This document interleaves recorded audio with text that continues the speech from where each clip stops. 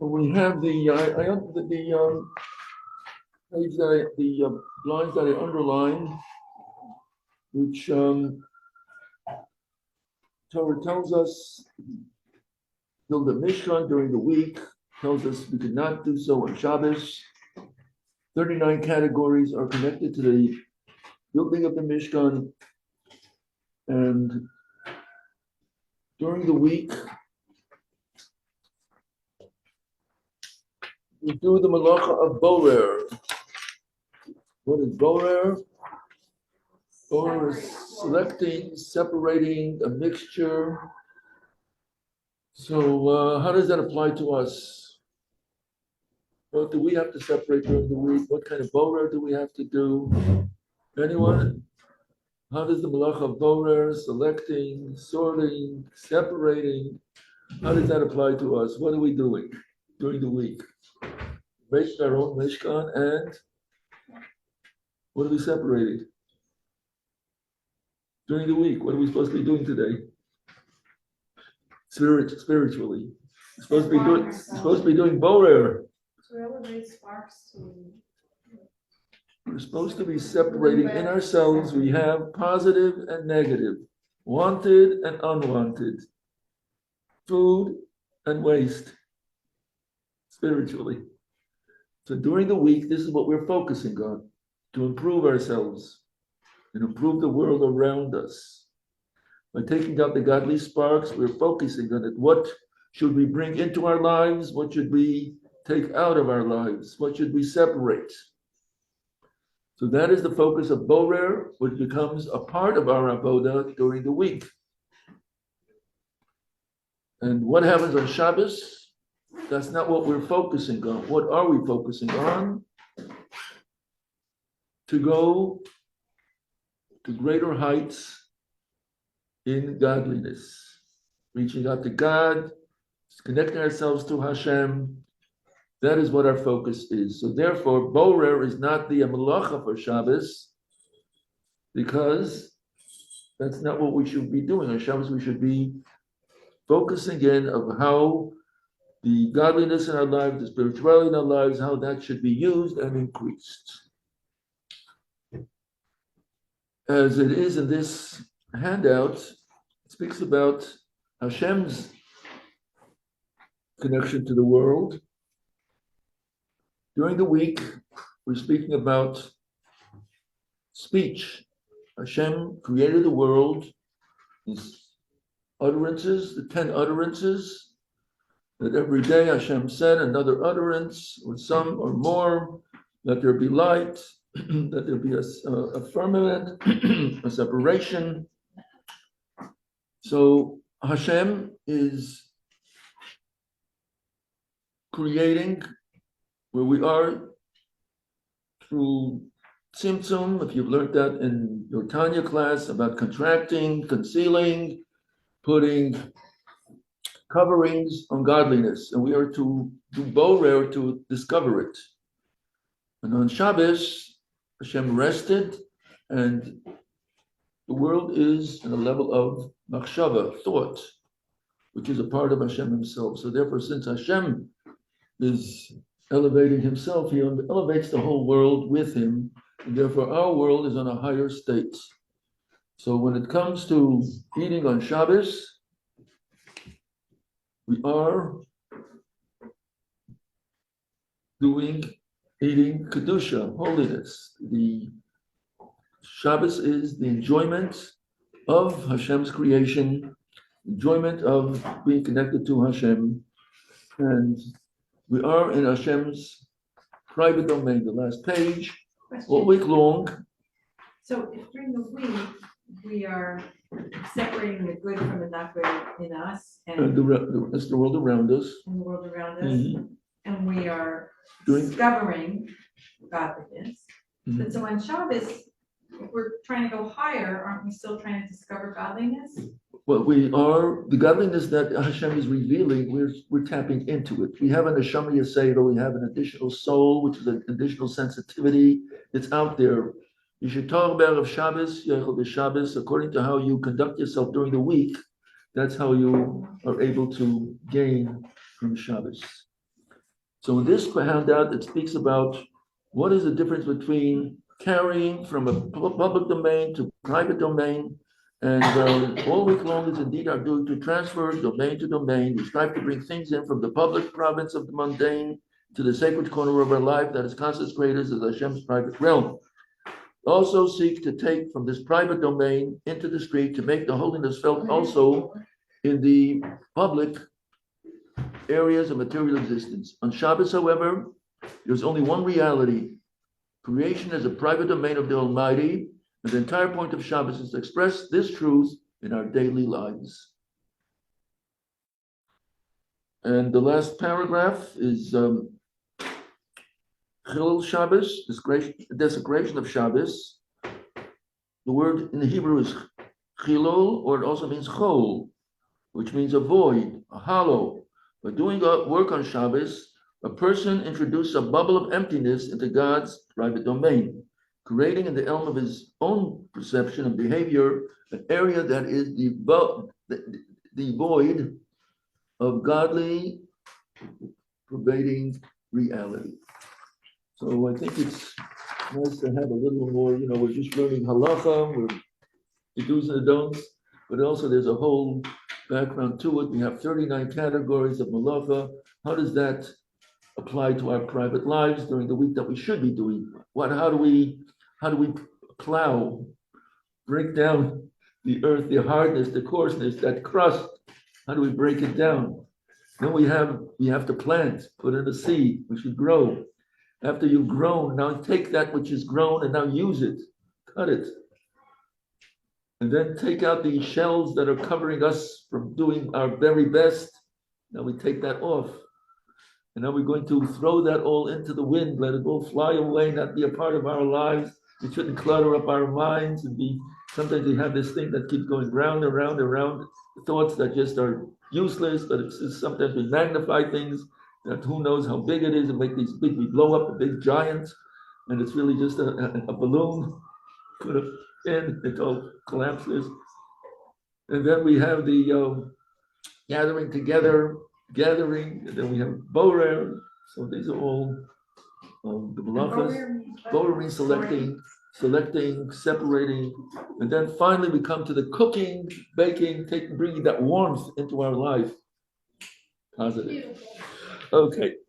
Now we are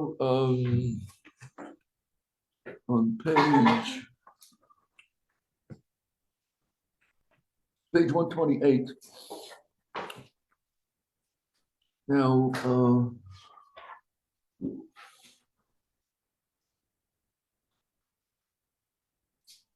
let's also identify what is a mixture.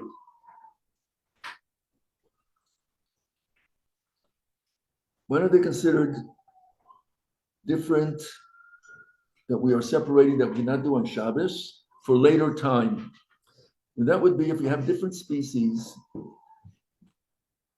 or different items that are distinctly different. So for instance, if we have, let's say, a nut dish, where we have all different kinds of nuts, pecans and walnuts and almonds and filberts, and we want to separate this mixture for later use, that is considered a mixture. If it's all in one bowl, that's a mixture. What makes it a mixture? Because we have all the different species that are there, the different kinds of nuts that are there. The same would be also if we have a pot that has fish in it. We have all kinds of different fish. We have filter fish, and we have white fish, and we have salmon, and we have carp, all in a pot. So at night, if we want to empty the pot to put the fish in the refrigerator, we want to put them in smaller bowls. What can we not do?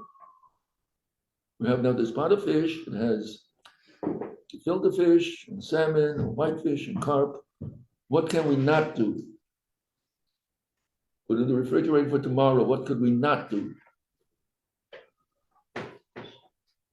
We have a pot of all kinds of different fish. What can't we do at night? Separate. Take 4 different bowls.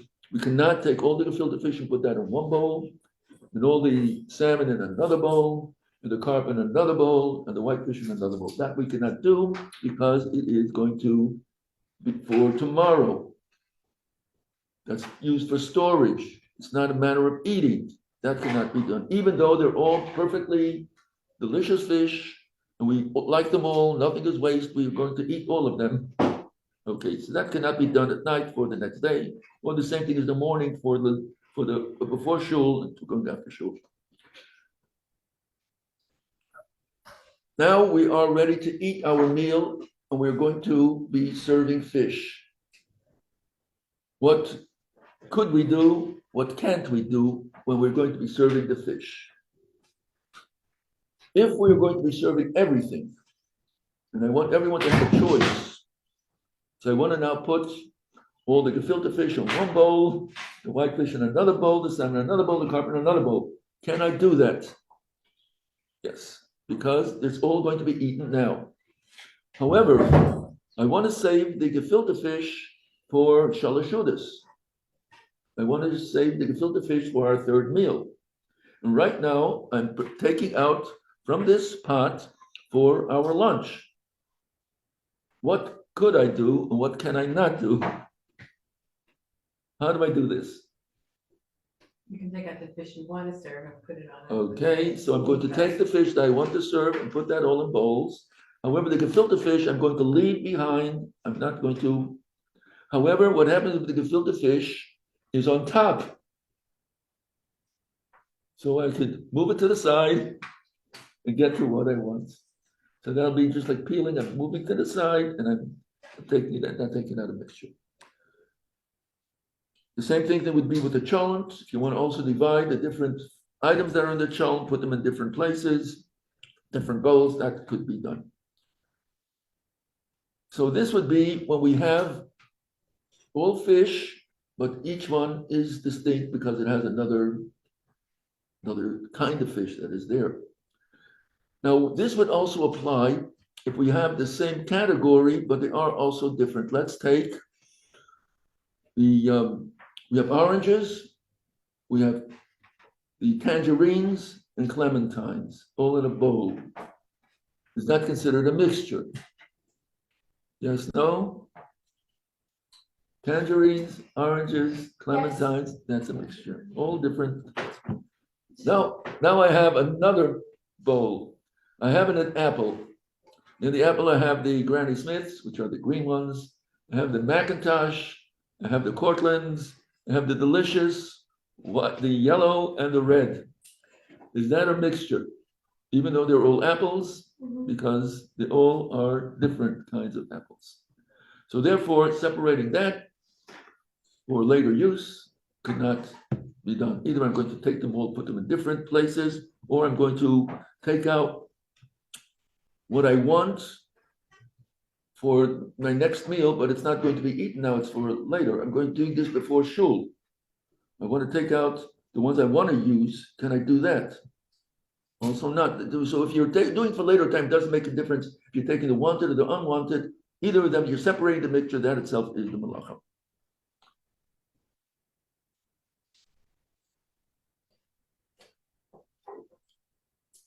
So when we have the chicken, they're all a chicken, but we have some are fried and some are baked and some are cooked, all in a bowl. Is that the same or different? Different. Okay, the fact that they're all the same, they're all chicken, but they're all prepared different ways, that is mixture. Now, I have gefilte fish in my pot. Some are, well, first of all, why is gefilte fish the Shabbos? That's the traditional Shabbos way of serving fish. Why gefilte fish? Because it's cheap. No, you at one point you would make your own gefilte fish. You would go to the fish market and choose the fish that you want. Usually, if you made if you had whitefish and carp, you got whitefish and carp. it's more expensive than it is than the rolls. The rolls is a cheaper thing. So, but you would grind it, or they would grind it for you, and then you made it gefilte fish. They deboned it for you. So why gefilte fish in particular? Why not give the slices? Anyone? Maybe we should have that beyond that. Yeah. We should have that beyond that. Okay, now, in order not to be put in a situation where you have to do borer, we have the bones that are in the fish. We eat the fish, leave the bones behind. We don't take the bones out. Many people would like to take the bones out before they're going to eat. So in order not to have this borer issue, what do? You debone the fish before Shabbos, make the gefilte fish. There should not be any bones in it. And therefore now you've avoided that whole situation of borer as far as the fish is concerned. So that's why gefilte fish in particular was the Shabbos fish. So I have in my pot, I have gefilte fish. Some are small bowls, some are larger ones. Friday night, I'm putting away the fish in the refrigerator, and I want to take it out of the pot, and I want to put all of the small ones, which I'm going to be serving to the children, in one bowl, and I want to take all the large ones that I'm going to be serving for the adults. I'm doing this Friday night for tomorrow. I want to put that in another bowl. Can I do that Friday night?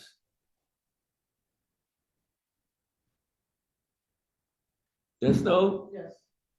Yes. Why? Why? Because it's for on Shabbos. Yes, but I was doing the same thing with all the different species also. I was doing the same thing also for Shabbos. I was taking the whitefish and the salmon and the carp and the pike, whatever else it was. I was doing the same thing. Why should this be permissible and that not? Because this is all the same species prepared in the same way, it's just different sizes. That's correct. So then in that case, it's not a mixture that is considered separating a mixture. It is all the same. And therefore, this is permissible. You're not restricted as long as it's going to be done for Shabbos, or you want to preserve the food, it shouldn't spoil. So the same thing would be if I have the apples. And I have I'm using now the Macintosh apples. Some of them are larger, some of them are smaller. I want to serve my guests. I want to serve them large apples. I want to take away all the small apples, which I'm going to be serving tomorrow. So is that permissible?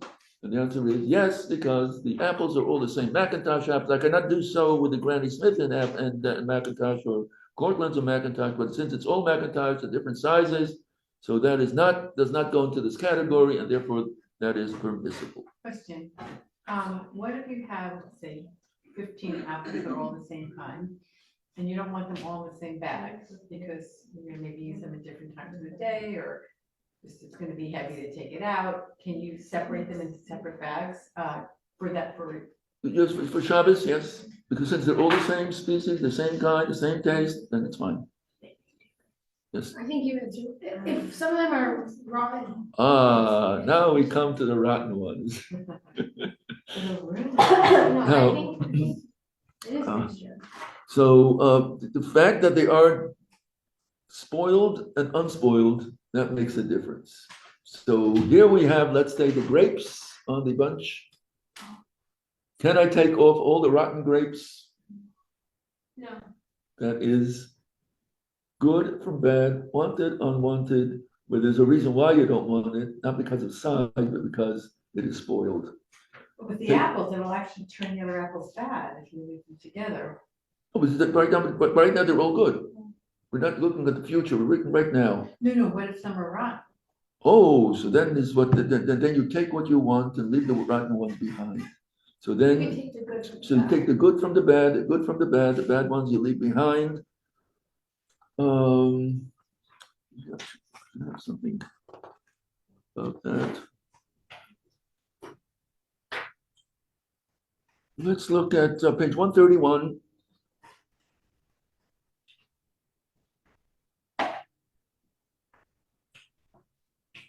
We have two situations that they're edible, but they don't look appetizing.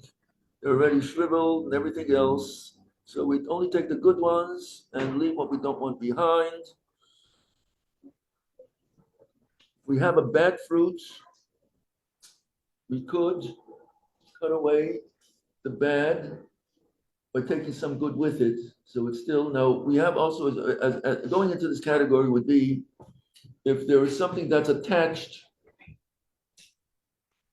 that is wanted and unwanted. So let's say we have meat that has a strip of fats to it. Fats we don't want. So can we just cut away the fats? No, you're taking away the bad from the good. What you do is you cut a little slice of the good with it, so it's still, you can take it out of mixture. So we have the good and bad together with it. So let's take something more.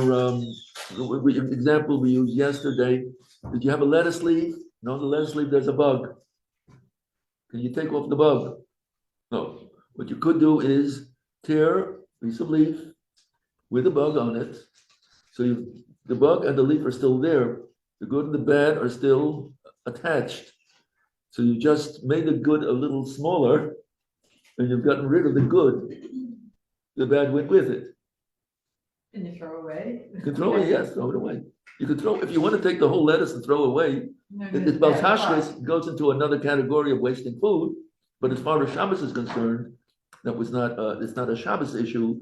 It's an issue of respecting Hashem's food, being thankful for Hashem's food, and not to waste the food, which is baltashris, not to destroy the Torah. It is in the language of do not destroy the fruit trees that are there for eating.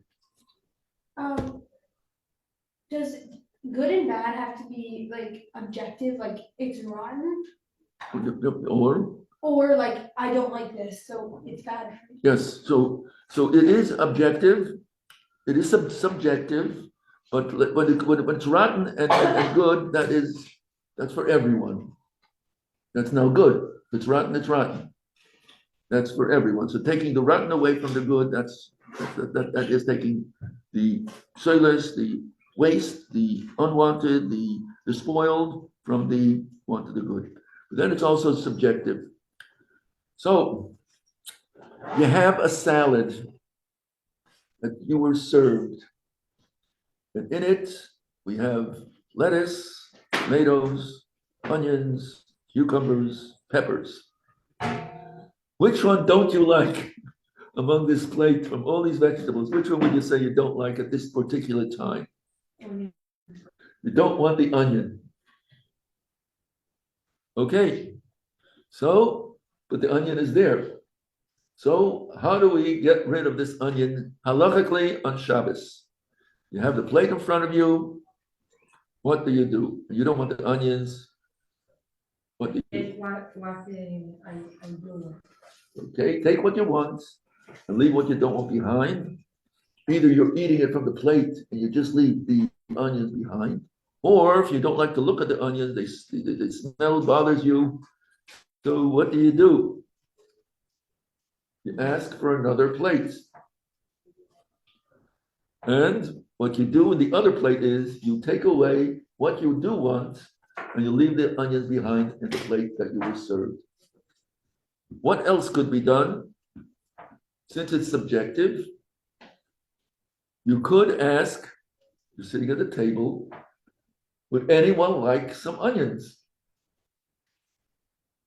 And if someone says yes, so you're allowed to serve the other person what they want. You don't want it, but someone else does want it, so it's a wanted. And you're going to take the onions and put it into the other person's plate. So you have the three options. Either you eat what you want and what you don't want you leave on your plate. Either you ask for another plate and empty out what you do want into the plate that you're going to be eating from, and the onions are going to be left behind. Or you ask anyone, since it's edible food, people like it, and ask anyone if they would like to have something. Yes. When you're saying about the meat with the fat, can't you just cut the fat between the meat and the fat and then just take the good meat? You could do that as well.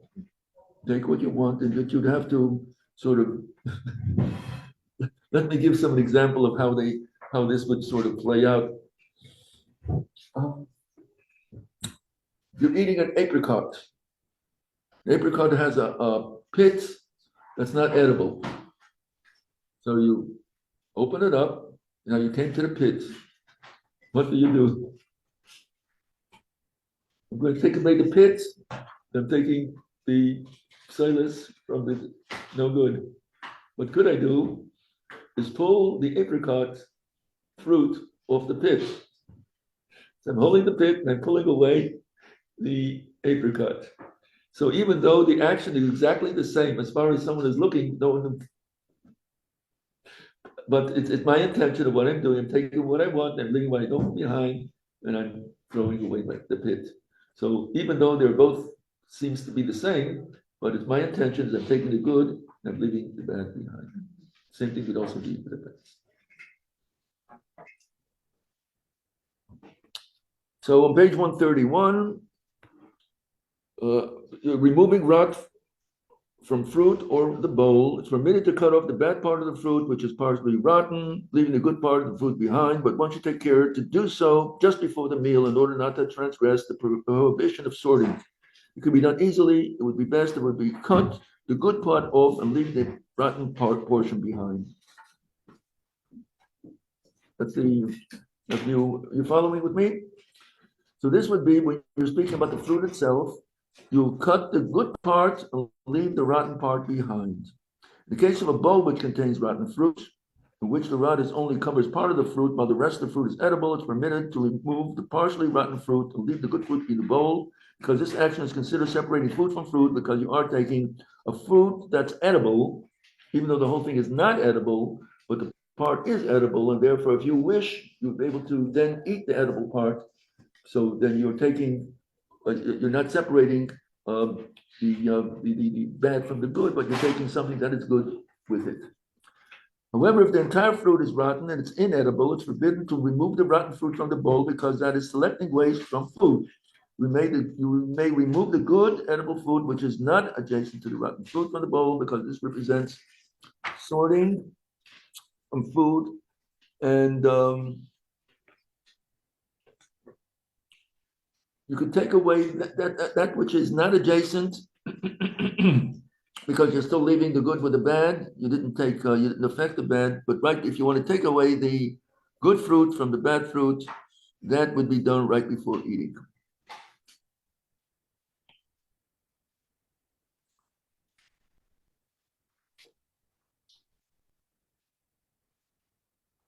We could not, so if you have the bunch of grapes on the thing, you can take what the grapes that you want to eat, the rotten grapes you leave behind. That is completely not edible. I don't see the difference between paragraph 2 and 3. On page 131. 131. In number 2, it's only partial rotten fruit. There's no completely rotten fruit. Even the one that has some rot to it also has edible to it.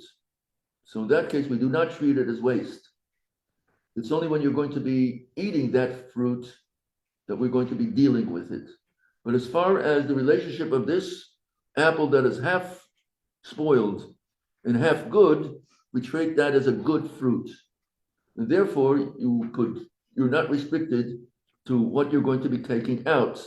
You could take this half spoiled apple and take it out if you wish, because you are taking an edible fruit.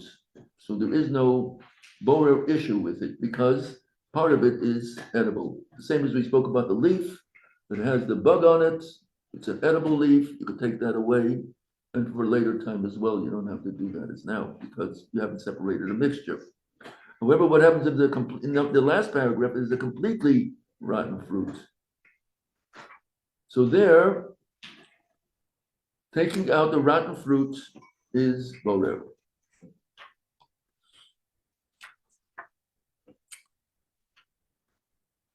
You cannot use a special tool for selecting. Example would be, we spoke last about slotted spoon, trying to get the coleslaw, and leaving the sauce, the dressing behind. You cannot use a special spoon for that. There's also something that is a strainer. Using a strainer to strain. So let's give an example. You have a soup that has tiny, tiny little vegetables in the soup, and you want to serve a clear broth. Can you pour the soup through a strainer? Because the strainer is going to keep the vegetables that you don't want from the soup that you do want. Same would also be if anyone has loose tea, loose tea, you put that into a teapot. And the teapot has at the end of it, it has a strainer. Can you use this teapot? What could you do? What can't you do? Now, depending on how much water there is in the teapot, when you're going to be pouring off the water initially, is there going to be any straining done? Normally, where are the tea leaves going to be? At the bottom. What you have on top is only liquid. You pour the liquid, you have not taken anything out of mixture. The tea leaves are on the bottom, they stayed on the bottom. You did not do anything to separate this mixture. So as you are using this teapot, you could continue to pour the liquid before you reach to that level where you have the tea leaves and the water together.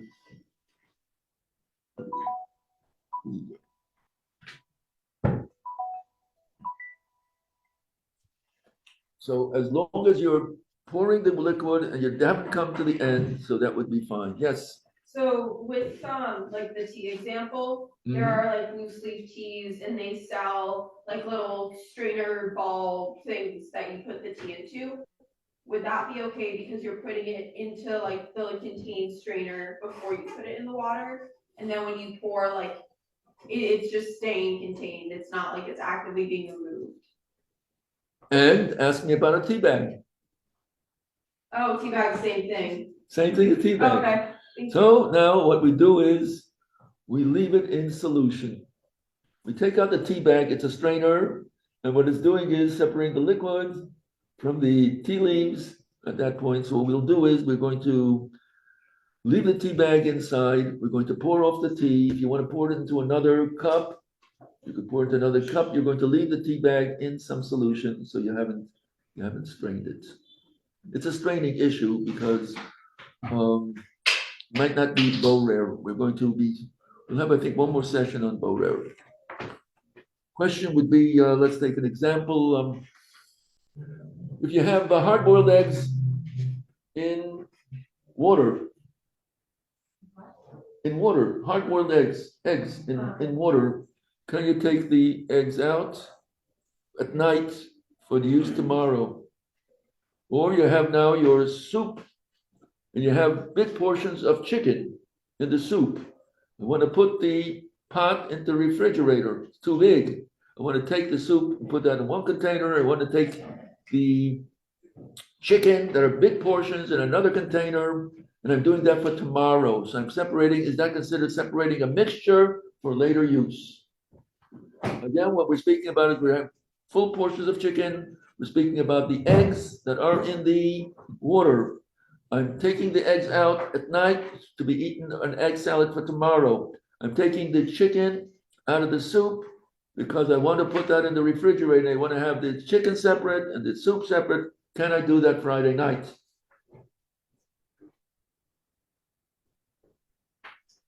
No. And the answer is yes. Why? Because it's not a mixture. It's so distinct. Water and eggs are two separate. They're not considered mixed. The soup and the full portion of chicken is not considered mixed. The example that I gave you is if you have the vegetables. Vegetables are more mixed together with the soup. They're a part of the soup itself. Separating the vegetables, unless I'm taking out a full potato, a full sweet potato, a full squash, that is its own entity. But if it's cut up, then there are little potatoes and little squash and little carrots, all of that is a mixture. Okay. Have a wonderful Shabbos, good Chodesh. Actually, one more question. Right now, we're gonna talk about sorting the clothes, but you can't sort clothes, but can you hang clothes up, like from the laundry, if we have a pile of laundry, can we just hang, go on hang it, and just put it in unsorted into the closet? How is it unsorted if you're hanging it up? When you're done, you're not putting pants with pants and, You're just putting them randomly. you just take the stack of pants, shirts, you know, you just. We'll have to think about this. So it's more than, quick. Can you take? But the question is, are you preparing for after Shabbos? That's my question. What's that? Are you preparing for after Shabbos? Is it helping No, it's you? just bothering me, that's. I know, you could take it all in a basket, put it away. It gets wrinkled. So that's what I'm going to do. Well, would it be I'm the same, going to sort it out. Okay. would it be the same as like the utensil example where like if I have the pile and I take one thing randomly, I can then put that one thing away? If I'm like not paying attention to what I'm picking up? That would be, randomly. I'm trying to put that together, you know. Yeah. Thank you.